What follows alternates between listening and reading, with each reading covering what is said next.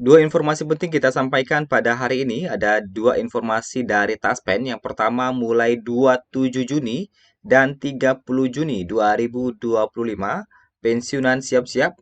Kemudian Taspen telah menyiapkan 15 juta rupiah dibagikan khusus untuk kategori berikut ini. Apakah Bapak Ibu akan kebagian dana segar 15 juta rupiah ini? Mari kita simak di informasi selengkapnya. Kita masuk di informasi pertama, yaitu siap-siap mulai 27 dan 30 Juni 2025. Baru-baru ini Taspen menginformasikan bahwa dalam rangka libur Tahun Baru Islam 1 Muharram 1447 Hijriah yang jatuh pada hari ini 27 Juni, kami informasikan untuk jadwal pelayanan sebagai berikut, katanya. Layanan kantor cabang akan libur pada 27 Juni 2025 dan akan melayani kembali pada 30 Juni 2025.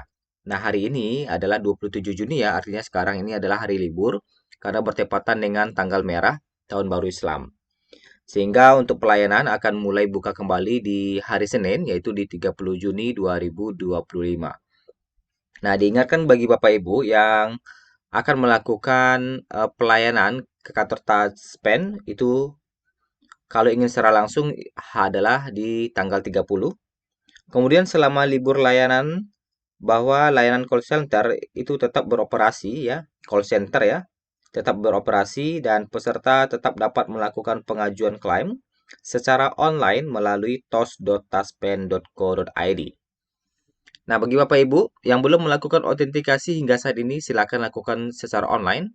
Apabila masih ada kendala dan belum berhasil secara online, otomatis kesempatan Bapak Ibu cuma tinggal di hari Senin, yaitu di 30 Juni 2025. Pastikan di 30 Juni 2025 segera selesai autentikasinya, agar pencairan gaji bisa cair tepat waktu, yaitu di hari Selasa 1 Juli 2025. Oke, kita masuk di informasi kedua terkait dengan beasiswa dari Taspen yang mana nominalnya tembus 15 juta rupiah. Nah, di sini baru-baru ini Taspen membagikan informasi terkait dengan beasiswa 15 juta rupiah, yang mana beasiswa ini akan dibayarkan satu kali saja untuk maksimal 2 orang anak. Lantas bagaimana peraturannya dan apakah pensiunan akan kebagian juga? Nah, beasiswa dari Taspen ini adalah untuk anak dari ASN yang meninggal saat masih aktif bekerja. Jadi untuk anak dari ASN yang meninggal saat masih aktif bekerja. Jadi bagi ASN yang meninggal, anaknya bisa mendapatkan, yang meninggal saat masih aktif bekerja, itu anaknya bisa mendapatkan bantuan beasiswa. Kemudian, adapun tujuannya adalah menjamin pendidikan anak yang ditinggalkan. Nah, bagaimana dengan pensiunan? Apakah pensiunan juga akan bisa mengklaim beasiswa ini? Dan bagaimana penjelasan dari Taspen? Nah, di sini sebelum kita bahas terkait dengan pensiunan, adapun cara mengajukan klaimnya adalah Bapak Ibu bisa langsung secara online di situs.taspen.co.id. Ini sebagaimana penjelasan dari Taspen ya. Kemudian silakan pilih klaim online, ASN aktif, kemudian pilih ASN aktif, suami istri, kemudian pilih tabungan hari tua dan asuransi kematian.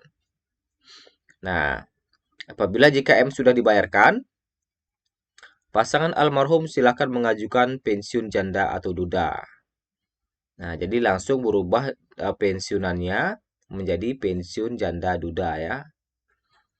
Nah, kemudian apa namanya? Apabila Bapak Ibu bingung untuk melakukan secara online, Bapak Ibu bisa langsung datang ke kantor Taspen. Nah, untuk mengajukan klaim JKM ya, jaminan kematian. Nah, kemudian apakah anak pensiunan juga bisa mendapatkan beasiswa ini? Nah, di sini berdasarkan pertanyaan, semoga ada beasiswa kuliah bagi anak pensiun katanya. Nah, sementara penjelasan dari Taspen adalah bahwa hingga saat ini belum ada regulasi terkait dengan hal tersebut.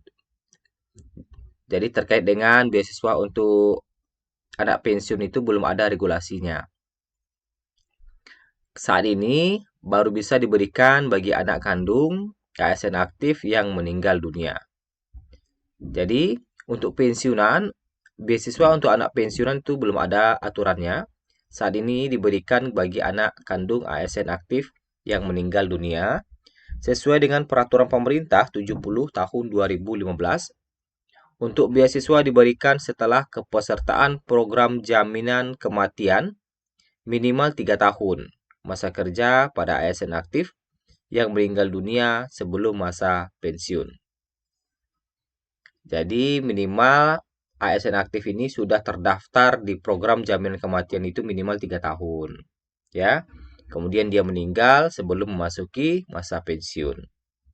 Nah, pembahasan seperti itu ya. Jadi syaratnya seperti itu.